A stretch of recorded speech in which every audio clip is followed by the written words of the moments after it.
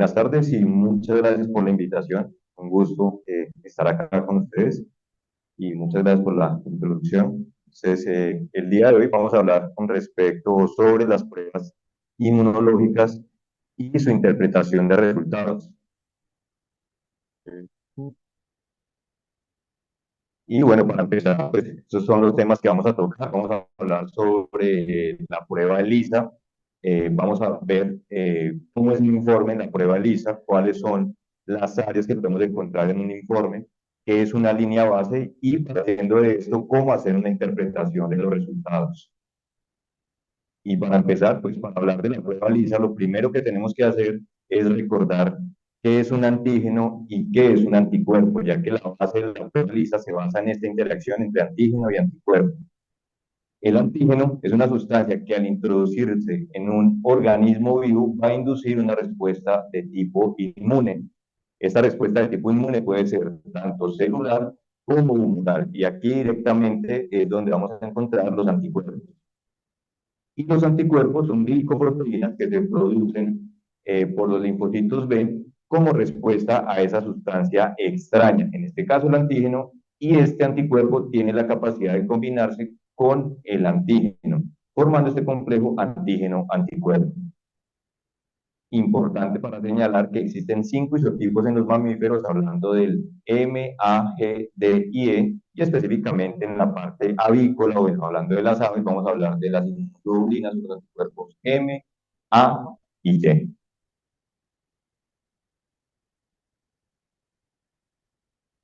¿Sí? Se paralizó.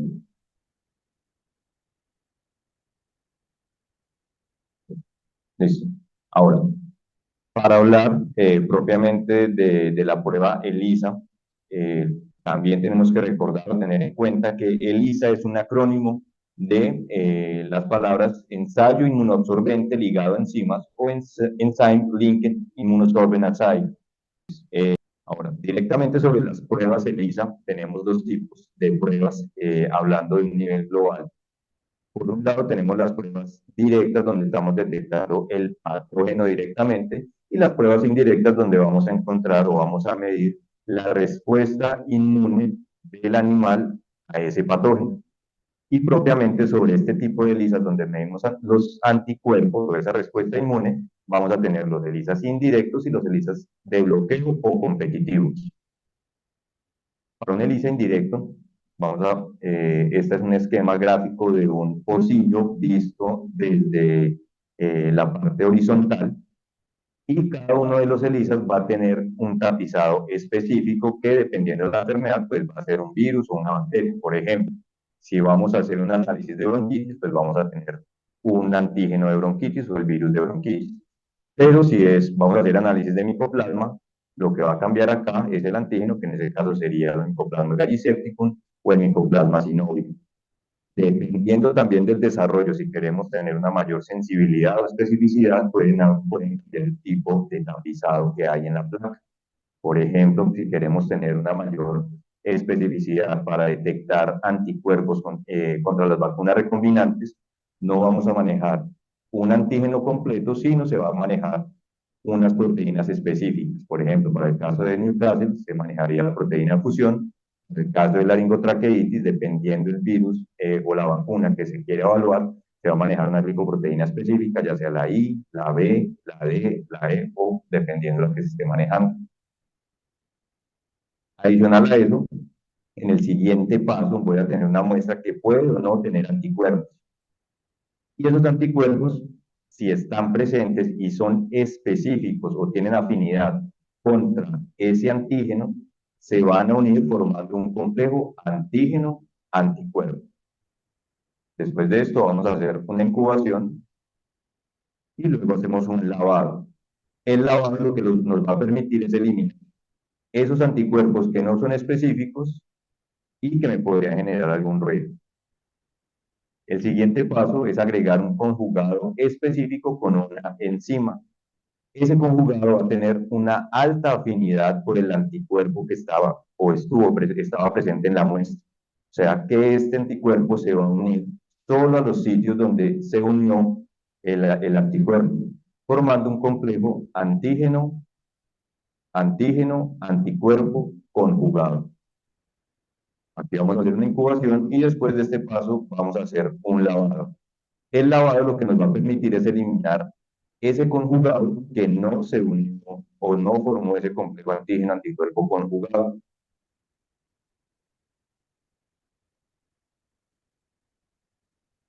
Después de hacer ese lavado, vamos a agregar una solución de revelación, la cual primero va a tornarse amarilla en presencia del conjugado y a mayor cantidad de anticuerpos que tenemos en la muestra, mayor cantidad de conjugado y por ende mayor cantidad de color.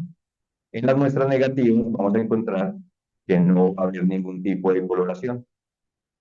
Esto quiere decir que a mayor cantidad de anticuerpos presentes en la muestra, mayor va a ser la cantidad de color que se presenta en cada una de las muestras, en cada uno de los pocillos, y por ende mayor cantidad o mayor va a ser la densidad óptica.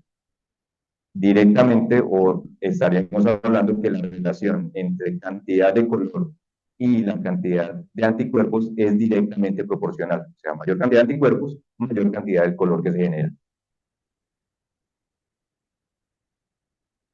Se volvió a congelar. Ya. Listo. Algunas de las pruebas ELISA hablamos que son herramientas cuantitativas que están adaptadas para el monitoreo de la vacunación.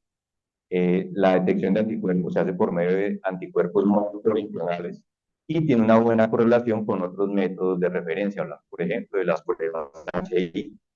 Algunas de sus limitantes es que son especie específicos, esto quiere decir que estas pruebas van a ser específicas para aves, hablando de aves de corral. Y algo muy importante a tener en cuenta es la calidad del antígeno que se está usando para tapizar las placas. Se volvió a bloquear. Ya. Ahora, por otro lado, hablando de los ELISAs competitivos o de bloqueo, tenemos que la base de la placa va a ser la misma con un antígeno específico. Pero en este caso, cuando agregamos la muestra, ya sea sangre, leche, yema de huevo o plasma, el anticuerpo se va a unir también directamente con el antígeno, vamos a tener un periodo de incubación y luego vamos a agregar una solución de lavado para eliminar los residuos de anticuerpos que no son específicos.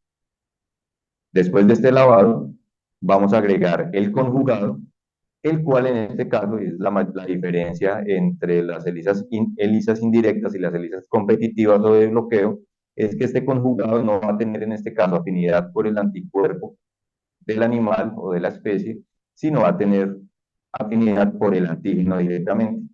En este caso estamos hablando que esta ELISA va a generar o va a tener una competencia entre el anticuerpo del conjugado y el anticuerpo de la muestra. Después de que hacemos la incubación, hacemos un nuevo lavado y después de este lavado eliminamos el conjugado que no es específico o que no se unió a los puntos de anclaje del antígeno y agregamos una solución de sustrato, la cual se va a tornar de color amarillo en presencia del conjugado. A diferencia del ELISA indirecto, aquí a mayor cantidad de anticuerpos presentes en la muestra, menor cantidad de color se va a generar en cada uno de los pocillos. Algunas de las ventajas de las pruebas competitivas es que son muy buenas herramientas para el diagnóstico, hablando de su alta especificidad, que me va a permitir estar seguro de si es un animal positivo o negativo, y también se puede trabajar en múltiples especies.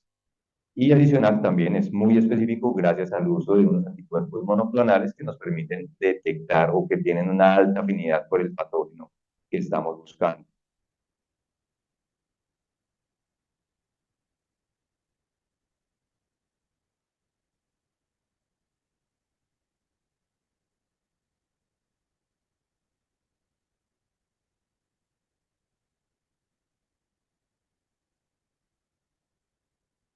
En este caso estamos hablando que nos dice si que el animal o la muestra tiene o no tiene anticuerpos, o sea, es positivo o es negativo.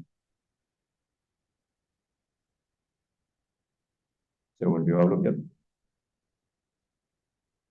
Y adicional también, una de sus limitantes es la producción del conjugado. Necesitamos un conjugado muy, muy específico para poder tener esas características especiales que se encuentran en las ELISAs competitivas.